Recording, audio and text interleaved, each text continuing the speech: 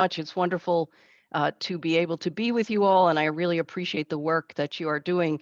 So I'm going to speak to you today about something very concrete, very global, very dynamic, and that is the promise for engaging everyone responsibly. We call it PEER, powered by Luna, and you'll hear from both Dawn and I. Next slide. I come to this by way of having two children diagnosed in 1994 with a genetic condition and finding nothing available for them in terms of a treatment. Set to work about 2 months after they were diagnosed with my master's in religious studies and discovered the gene and went on to create a biobank and registry, patent the gene so that we would make it freely available, and moved into clinical trials.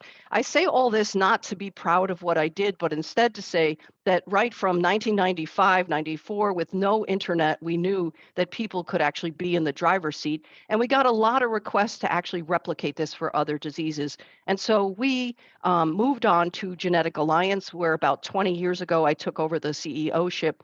Genetic Alliance had been founded in 1986 and is a coalition of 10,000 organizations, 2,000 of which are advocacy groups. And we have many, many products. I'm only going to talk today about PEER, since I think this really unifies all of them.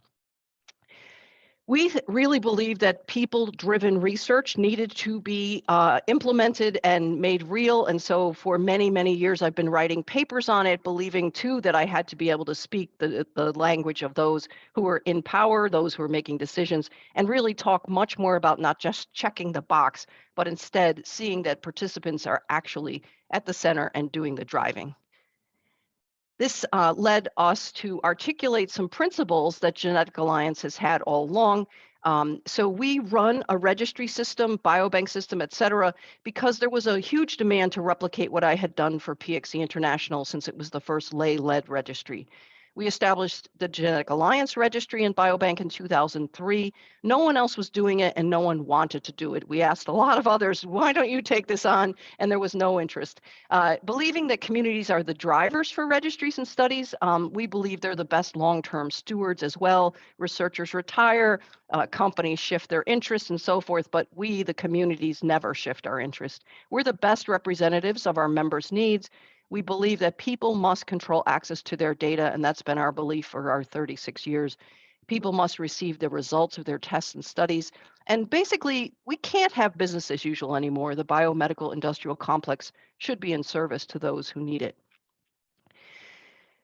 Why do we do this in terms of our method? We have too much in common and registries must be cross-conditioned. So from the start of our registry, it's been one database. People have comorbidities, there are common pathologies and pathways, and so we have always been cross-conditioned. We believe that data standards and quality are paramount, and Dawn will speak to some of this as well as to the privacy and security requirements that are critical. In our registry system, collaborative learning is enabled, so all the advocacy groups work with one another.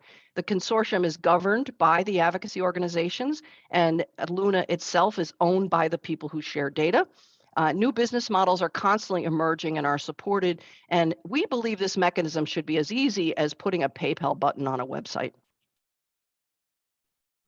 So from 2003 on, we established the Biobank Registry and IRB and used simple softwares like FileMaker Pro and Excel. We moved to a system called REDCap in 2008. We found it sorely lacking for a lot of the things that we needed to put people in the middle and not the researcher and not the community, but the community as a home, the person as the base unit, essentially.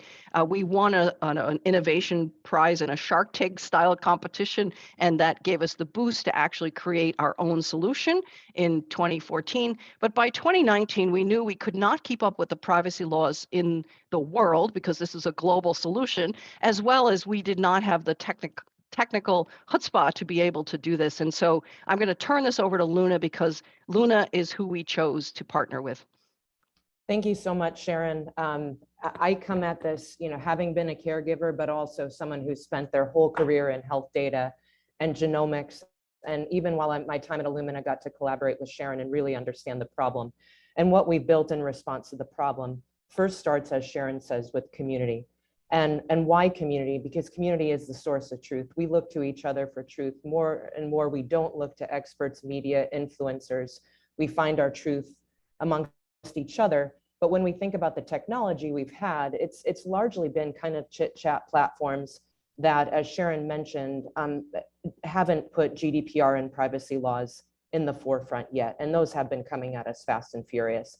But then we look at, in a non-people centered language, we look at research and industry and ask, what do they want?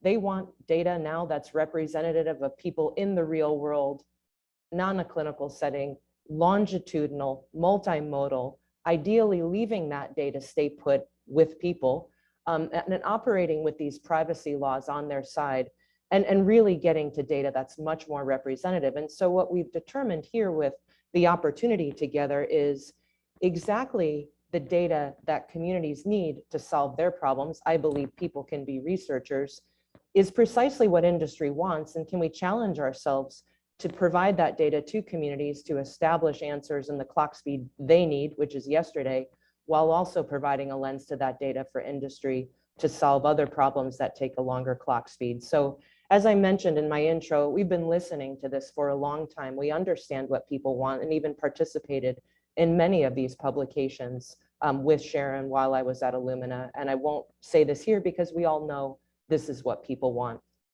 but they haven't had a system to do it in a fair way that also blends the high science required to do next generation research. So in a very quick look at what we've built here, and know that we're lifting both sides. We believe when communities can answer their problems in a clock speed that meets their needs with data on their side, we can also solve industry's problems, and we lift both sides of this equation. So on the community side, what we offer is an opportunity for these groups to digitally assemble, to recruit people from different places, to invite them to share myriad data, which I'll go into, for them to view that data the same way data is gathered and explored by a well-funded researcher, so can you. And what's equally important there is to continuously provide insights back for engagement, but we'll also share a case study where the community is solving their own problems. And then when we think about the industry side, again, non-people centered language, the opportunity to create better phenotype, the opportunity to recruit internationally to establish that scale, the opportunity to collect data, but leave it with the people, but allow it to be studied in the same way that they're used to. And then stay connected to people, because let's be really real here. We forget questions we need to ask. We want to recruit again. We need to stay connected to people, yet privacy protected.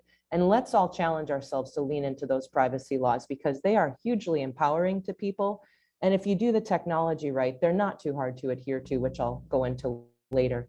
So then at the intersection of these worlds, what we've built is an ability to aggregate, organize, structure, and make research ready a whole bunch of data, including the omics, everything from a DNA file you might have gotten from 23andMe to APIs with labs.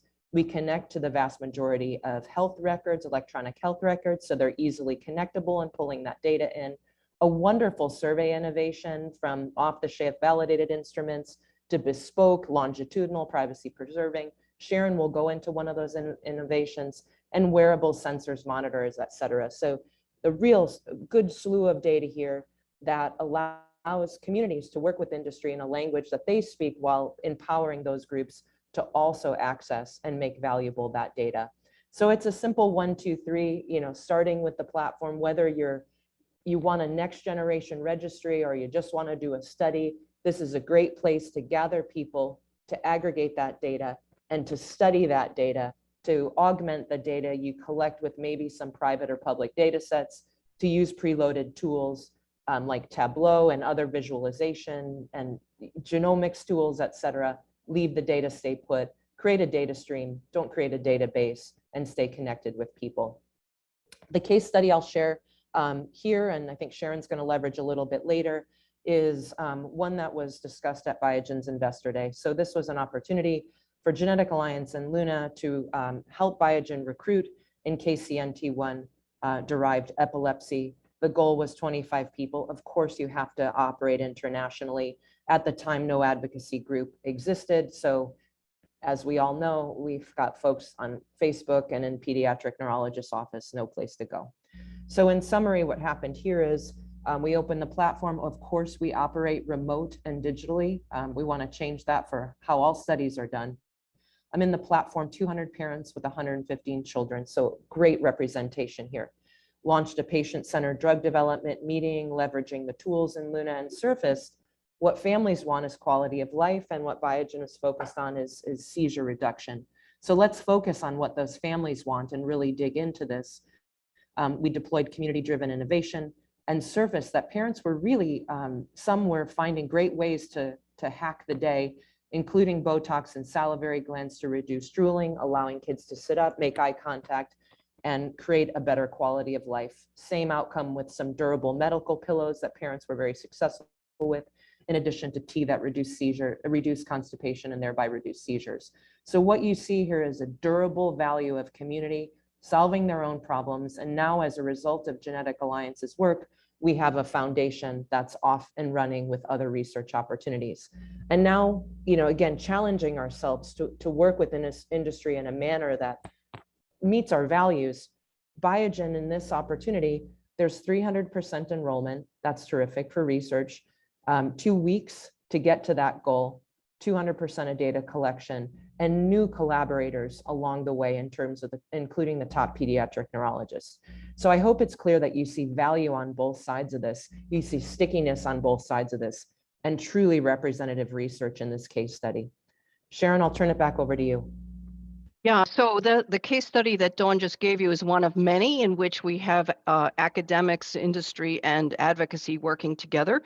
This example here is a project called I Hope Genetic Health, just announced on November 16th, where Illumina has donated $120 million to Genetic Alliance to allow us to enable whole genome sequencing for undiagnosed individuals, especially babies and children across the globe, emphasis on Africa, Latin America, South Asia, and so forth. And the point of this here is that all of what Dawn has just showed you, so that individuals, families, communities can have their data in one place where they can freely share it with researchers like Biogen and many other companies and academic groups can come to a workbench and use that data. And as she said, in a data stream rather than a database, so that the data can be gathered and collected over time. So we're very excited to have not only the sort of niche projects, which we need to do in rare diseases, but also this global one, which we believe will catapult all of this forward. GDPR, this is an international gathering. So I'll just say with GDPR, we determined as a platform that we're going to operate at the most stringent standard. There's a lot of groups that are really struggling with this alphabet soup, and it is a struggle. However, if you default to the most stringent standard, you can kind of get all the other ones. So we believe international representation is simply critical. We've operated from the beacon of GDPR. We don't think HIPAA is sufficient at all. We live in an age of re-identification.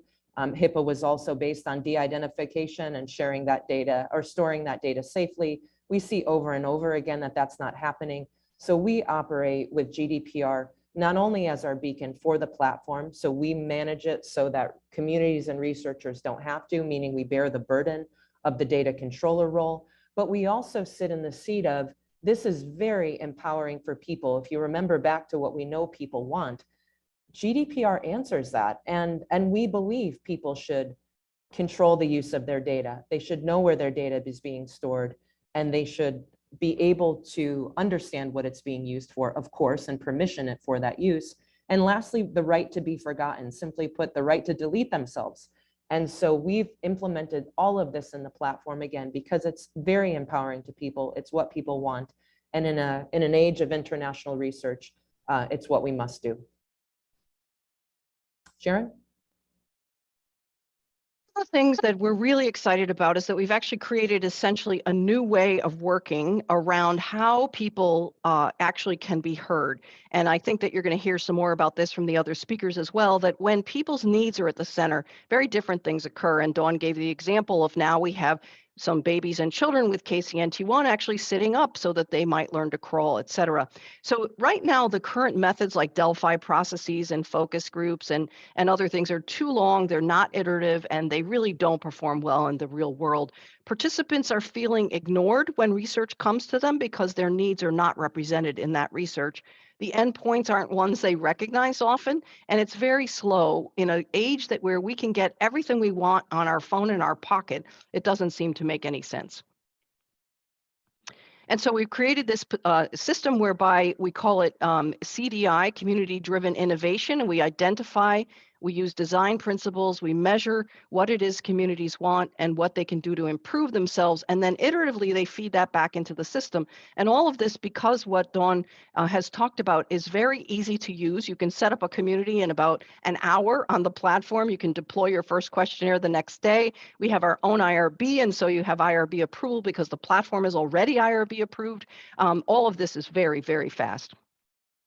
So this community-driven innovation is a set of methodologies. It comes from something called computational social choice techniques that drive at what is really underlying what somebody says, not just the superficial piece. This process, this science, has actually a long history in product research for companies like Microsoft and Google and so on. And they have used it to adapt, as we have all seen, so that they can do research and discovery quickly. We're simply taking that and a bunch of other things like anthropology and ethnography, et cetera, and bringing it into the health space so that we can have reliable snapshots of people's needs and priorities and even see how those change over time as we begin to meet those. And so communities can use this system on the Luna platform, again, setting it up in a matter of days. And we understand then how we can get tangible and solid discoveries that make a difference today to people. It has lots of gorgeous graphs, et cetera. This is simply just to show you we can go in many different cross sections, many different ways of looking at the community. You can go to the next one, Dawn. We can look at what does hierarchies and priorities and categories take into account, what happens when those shift, what's actually coming clear to us is what do people need and want, and this was one community. We've done this for the WHO, and I'm saying we a lot. It's actually people at Luna who have invented this, and our communities have simply implemented it. So in summary, our principles essentially are that people control, manage, and share their data and share in the benefits. They keep a string on their data at all times, that people, communities, and IRBs, ethics teams, and so forth are the governors of this system that I've just showed you. So we have a collaborative governance. You can see the paper on the right, data sharing goals for nonprofit funders of clinical trials, that we set standards at the same time. We're simply not just talking, we're saying, here's what happens if we, the advocacy group funder, actually does make a decision about something in terms of, for example, data sharing, that we implement that even as we fund other entities. And that this be sustainable, we have to have a long tail iTunes model. This cannot be expensive, so to use Luna is free for the communities and the individuals, that the price that the cost for doing the research and the workbench be very, very low, that the data sharers actually own the system and receive shares and dividends in the company they own. The paper here at the bottom, database shares that transform research subjects into partners, is a critical paper on this effort that Dawn and I and others have written, and these will be available to you in the materials that you'll receive after the webinar.